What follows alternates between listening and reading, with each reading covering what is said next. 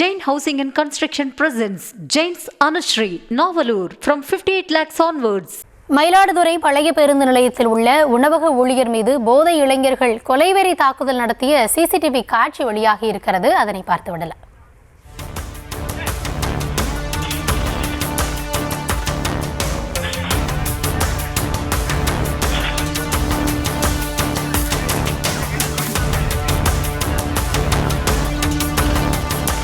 கூடுதல் விவரங்களோடு செய்தியாளர் செல்லப்பா இணைந்திருக்கிறார். செல்லப்பா, வணக்கம். என்ன நடந்தது? முழுமையான விவரங்களை வழங்கலாம். வணக்கம். மயிலாடுதுறை மாவட்டம் மயிலாடுதுறை பழைய பேருந்து நிலையத்தில் செந்தில் என்பவர் ஒரு உணவகம் நடத்தி வருகிறார். இந்த உணவகத்தில் கடந்த 25ஆம் தேதி, அதாவது நேற்று முன்தினம் மாலை உணவு வாங்க வந்த போதையில் இருந்த மயிலாடுதுறை அம்பேத்கர் தெருவை சேர்ந்த 17 வயது சிறுவன் ஒருவர் உள்ளே வந்து சோயா சாஸை அதிகமாக ஊற்றி ஒரு சிக்கன் ரைஸ் பார்சல் ஒன்று கொடுங்கள் என்று கேட்டுள்ளார். அப்போது அங்கு சமைத்துக் கொண்டிருந்த ஆரோன் என்ற மாஸ்டரிடம் கேட்டபோது அவர் அங்கே உள்ளே சென்று பில் வாங்கி கொண்டு வா என்றும் கூறியுள்ளார். இதனால் தொடர்ந்து சிறுவனுக்கும் அந்த மாஸ்டர் ஆரோனுக்குமே தகராறு ஏற்பட்டது. இதில் ஆரோன் சிறுவனை கன்னத்தில் அறைந்து தாக்கிய நிலையில் கைகலப்பு ஏற்பட்டது. உணவு ஊழியர்கள் சிறுவனை அங்கிருந்து விரட்டி அடித்தனர். தொடர்ந்து சிறுவன் தனது சகோதரர் பிரவீன் உள்ளிட்ட 6 பேர் அடங்கிய கும்பலுடன் உணவக ஊழியர் மீது வாக்குவாதத்தில் ஈடுபட்டும் கடுமையான கொலைவெறி தாக்குதல் நடத்தினர். உணவு தயார் செய்யும் மாஸ்டர் ஆரோன் என்பவரை கையில் கிடைத்த பொருட்களை கொண்டும் தாக்கியதில் தலையில் அடிபட்டு ரத்தம் வழிந்தது.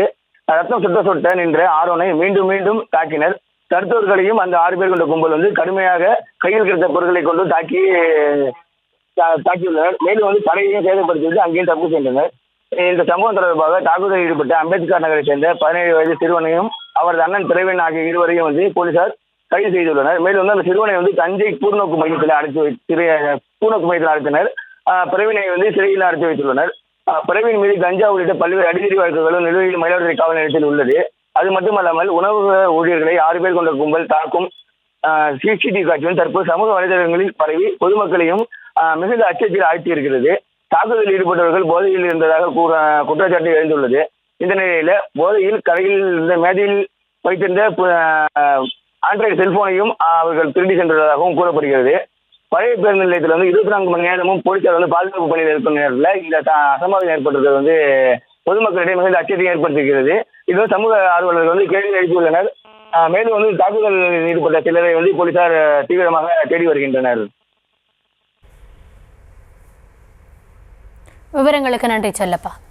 Jain Housing and Construction presents Jain's Anushree, Novalur from 58 lakhs onwards.